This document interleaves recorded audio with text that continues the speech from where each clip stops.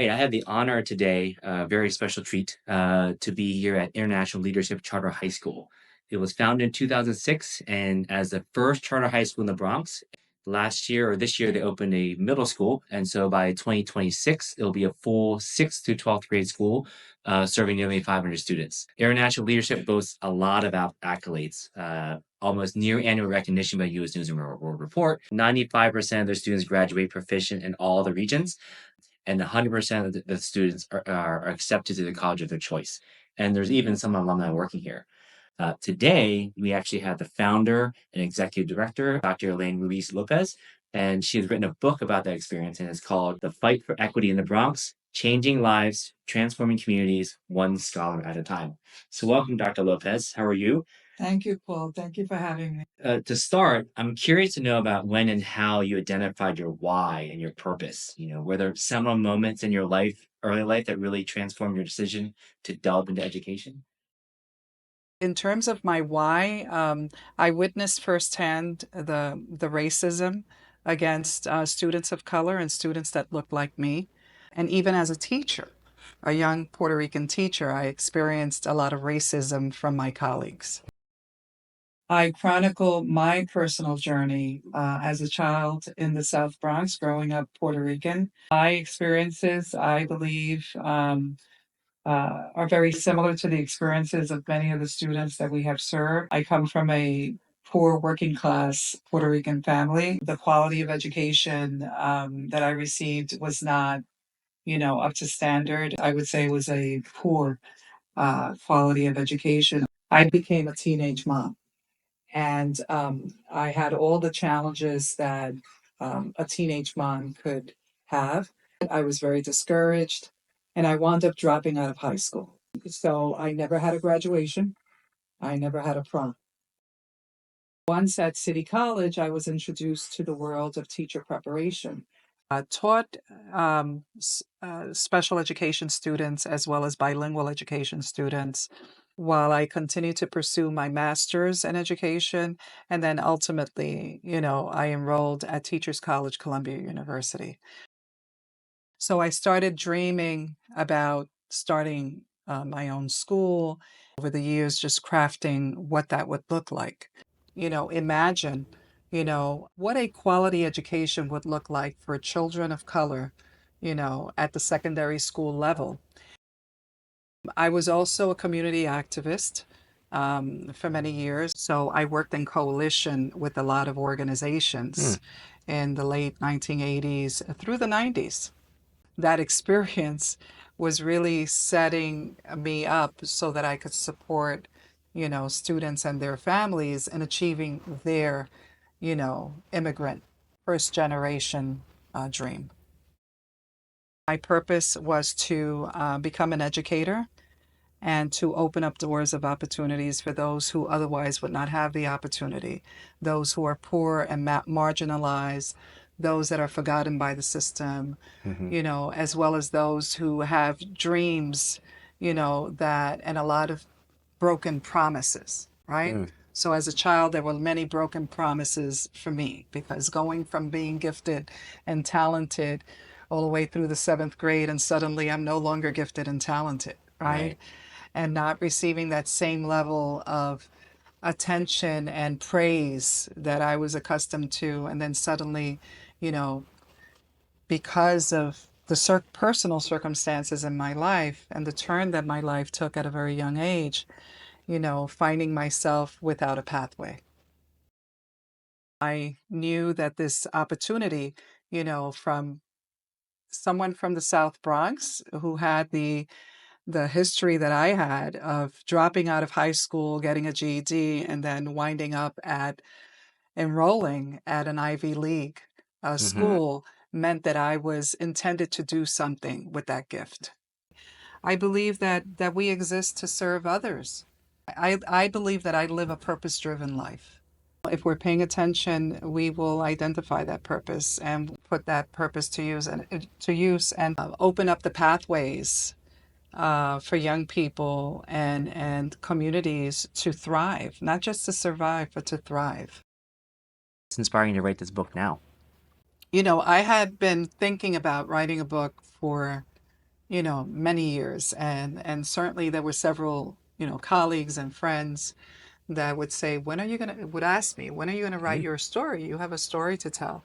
During the pandemic in 2020, I did start outlining the first three, what currently is the first three Mhm. chapters of my book. And then in 2022, I was approached by Forbes Advantage Media about writing a book. I guess at that time, the universe was telling me that it was time Mm. because I didn't seek them out, they sought me out. And it seemed to be a wonderful opportunity. I moved forward and started writing, and it was an amazing experience. It was a catharsis in a sense Mhm. because I was able to put down on paper everything that I had experienced from my childhood through adolescence. My disappointments, in being pushed out of high school, my pursuit of a higher education, and then building, this community grown charter school with the support of parents, students, and community leaders, and experiencing, opening up a school only to be threatened with a shutdown Mm. and closure of our school within 6 months of opening. And then all of the attacks and all of the challenges that we went through afterwards in order to save the school. And, here we are 18 years later. On June 27th, we graduate our 15th Mm. cohort of students, Impressive. and which is absolutely amazing. This is an affirmation, that the school needed to be born. There was a purpose for the school. I think this is the time for, others to read about, the challenges that uh, this particular Latina woman has had, in starting a school, even almost losing a school, even overcoming that to actually having a school that's high achieving and successful, and sending, you know, close to 100% of its graduates to college. I think the message is going to resonate with different people in different ways. Um, the alumni, for example, who read the book will realize the Mhm. why of their education here at the International Leadership Charter School, and understand that this was a very intentional vision that was being carried out. And also for those who want to start schools, or those who actually, particularly people of color Mhm. that are leaders, of their communities and leaders of similar community grown charter schools, that they not give up, and they not take no for an answer. If they have a vision and they have a dream, to stick with it, because eventually the reward will be evident uh, at the end. Teaching, in my opinion, is the most honorable profession that there is. Educating others, imparting knowledge and wisdom, and also facilitating, the development of young people, I think is the most rewarding job that one could have. And I'm very passionate about the work that I do, and very passionate about the development of leadership among our alumni. So the mission hasn't changed, and that Mm. is to, you know, um, develop, competent young scholars who will be prepared to attend the college of their choice, with a focus on community service. I think the small school model works. Every student in the building has a sense that they're known by their first name. There's a sense of family and community. And I wanted to see a school that where no child would fall through the gaps. So our attendance rate is very good as a result, but failure is not an option. No. And we want to make sure that every student is accounted for, I'm happy to say that, our staff and our faculty, they have bought into the mission, and they're very caring and nurturing of the school's vision and mission, and ultimately they want what's best for their scholars. I believe that the small class size helps. So the student teacher ratio is allows for, every student to receive some type of personalized attention. We have Saturday Academy for the last 18 years from 9 to 12, where students come in for Regents Prep or for assistance with, their coursework. We have tutoring for each grade at least 1 day per week. We also have an extended day, where our scholars arrive at 7:30 in the morning and they continue working and studying until 4:30 in the afternoon.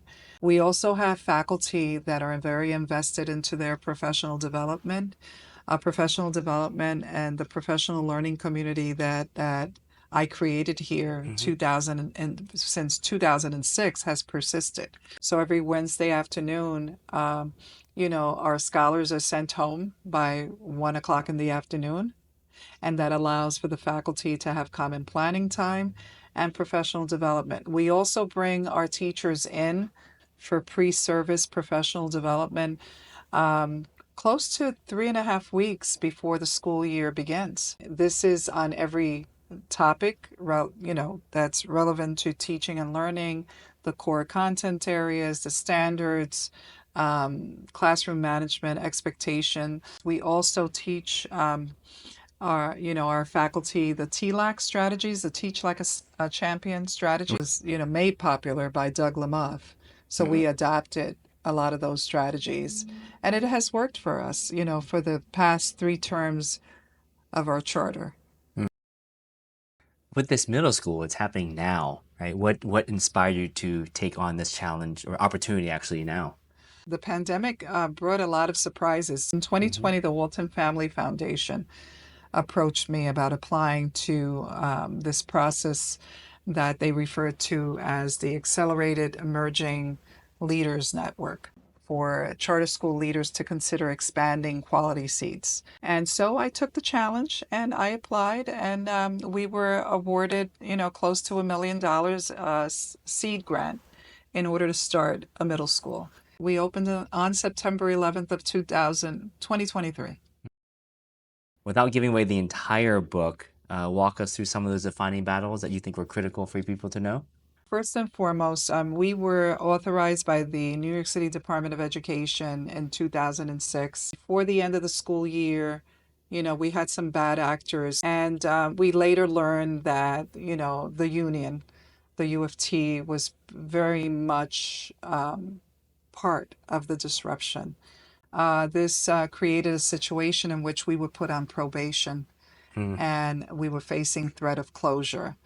Fortunately, we had a very strong parent base and community of supporters. So parents, were organized to sign petitions, to write to their legislators, to write to the chancellor. The chancellor at the time was, Joel Klein. Hmm. So we were kept on probation, although we had met all the terms and conditions of the probation. We were kept on probation for 3 years to get to 2011, where we had to be renewed. Hmm. We were successfully renewed. So all the way up to that first renewal, we were facing a lot of attacks and threats of closure. But I believe that the consistency and the academic achievement results that were being documented, and made very public, not only to our authorizers, the state, and to the Board of Regents, made it clear that we had a lot of promise as the first charter high school in the Bronx, and that all of the problems that we had in the first year, we were able to resolve them.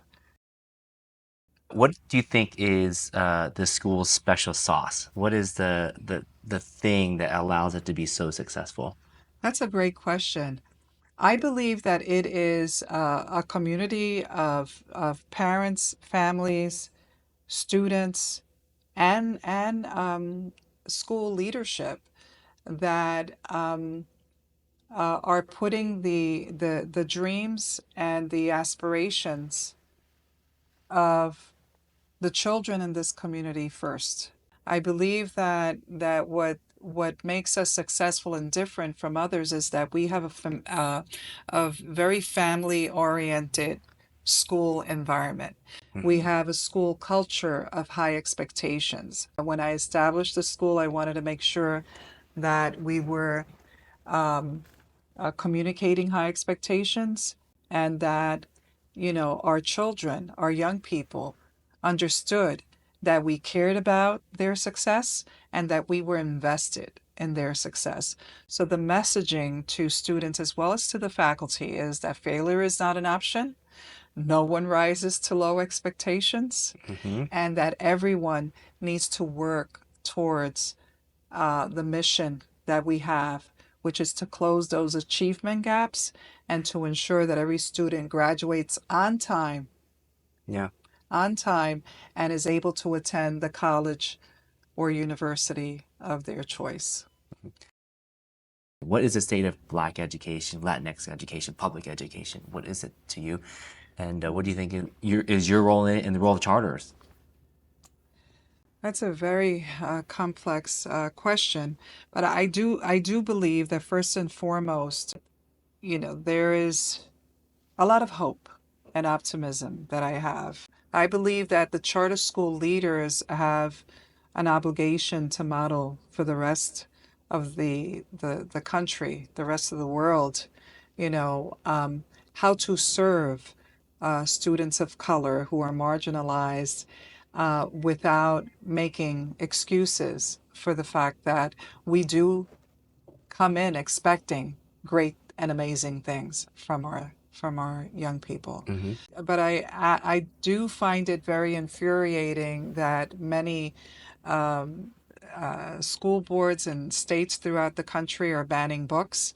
We're here in this modest library, and I will say that more than half of the books that are here are outlawed somewhere Hmm. in some school district in the Midwest or in Texas. So it doesn't get lost on me that, we have a particular privilege in that we still have that academic freedom, right, to expose our young people how to be anti-racist, how to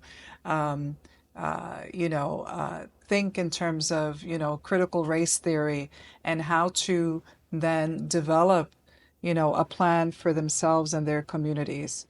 The answer to what the state of the education is for Afro Latinos and the state of New York and throughout the country, I see regressive policies that continue to emerge. And my hope is that within that there are leaders that will emerge, you know, uh, to fight against these, regressive and racist policies, Hmm. because our children should be aware of their history. If you don't know who you are, you won't know where you're going. You won't know your why. Last year in May, the parents and community, joined me in a rally against Assemblyman Jeffrey Dinowitz. The parent community, once they heard about the issue, primarily he was opposing the building of a permanent school construction, which is a block and a half from here. Hmm. He was taking sides with a NIMBY group of Right. folks, not in my backyard. Hmm. They went as far as writing and creating a website, Stop the Charter School Build campaign. Within that, they also made racist comments such as, this is going to lower our property values, keeping in mind that we are at the border of Riverdale, Hmm. right? Which at one time people of color could not rent or buy homes or even walk through the Right. neighborhoods, Right. right? But we are in the Kingsbridge Riverdale area, so we're right at the border, right at the cusp. He took sides, and and actually protested a group of five, him and a group of five people outside of our school. We decided that we needed to show him the social capital that we did have and the power that we did have as a parent school community. And we brought out about 150 people, including parents and students, in front of his offices last May. I thought that I was done with protests and marches. And we picked it up and, we educated the parents. The anti-charter school sentiment is real, and we'll continue doing what we have to do to educate, our young people in this community. And we hope that, at some point the charter cap will be lifted in the state of New York, Hmm. and that education, a public education, whether it's a charter school, an independent, or a private school, is going to be supported with open arms and rather than attacked. I think that to take the politics out of education is critical. But unfortunately, is tied into the mighty dollar and the fact that many of these elected officials are supported by unions. And as long as the unions are opposed to charter schools, it's going to continue to be an uphill battle. It's going to continue to require, advocacy and at the local and national, statewide and national level. It's going to continue to require, parent and school communities and school leaders of color, to make a decision as to whether or not they're going to stand up for what's right and fight for what's right and fight for equity in education. Yeah. So the fact that, our per pupil was raised, I think, by a couple of $1,000s, maybe to $19,000 a year. Hmm. We're still, we still always start from a shortfall, Hmm. a 20% Right. shortfall Right. every year. Right. And sometimes I think it's just a lack of understanding, right? So Hmm. there's another charter school here in high school here in the Bronx that's union led, that has a chapter leader, and they're doing amazing. But I interviewed the chapter leader yesterday, and he said he's like, he was just saying you just need to come to the school and understand. If you see that, like, you don't even need a union here because we're supported. It's just there in case anything goes wrong, right? But we are able to offer this, offer this. I'm happily willing to stay after school for an extra hour to work with my kids, and so I think there's just something missing there, right? And so, when in closing, when I think about that statement, because our co-founder Dirk, who you and I would never met were not for him, was always a proponent of we need everything we can get. It's not a charter versus district, a union versus non-union kind of thing. Absolutely. It's kids that matter. It's their voice that matters. It's parents' voice Yes. that matters. Um, you can't get to any of these things in terms of safe communities and advancing this country without good schools. Hmm. Um, and so, we lost him 2 years ago, and I'd be remiss if I didn't mention that he was largely responsible for connecting us. But since he's been in the Bay Area since 2014, a lot of the folks in Oakland don't know about his work here.